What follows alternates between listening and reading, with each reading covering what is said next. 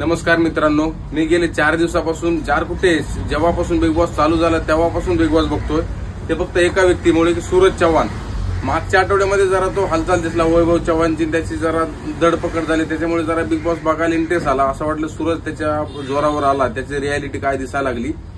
आता त्या दिवशीपासून त्याचा आता असं बघतो की तो त्याच्या तोंडातून शब्दच बाहेर येत नाही. सूरज बाबा, तुला एक विनंती आहे, मी बघतोय फक्त तुझ्यामुळे, सगळा महाराष्ट्र बघतोय फक्त तुझ्यामुळे. तू तुझी काय रियालिटी तिथे दिसू दे, तू तोंड गप करू नको. जसे बाकीचे गेम खेळतात तसं तू पण गेम खेळ. तो असं नको की मी फक्त दिसतोय मी जिंकणार. अरे तुला घेतलं कशामुळे? तुझं जे टॅलेंट होता तो टॅलेंट बघून तुला घेतलंय.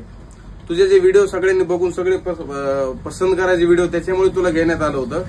पण तू तिथे जाऊन नुसता जेवण बसतोस, कामं करतोस. तुला काय तिथे झाडू मारा ठेवलंय काय? तू तुझा गेम दिसू दे, सगळ्या प्रेक्षकांना असं वाटू दे का सूरज चव्हाण जिंकला पाहिजे. मागच्या आठवड्यात जसं केलं तसं या पण आठवड्यात कर.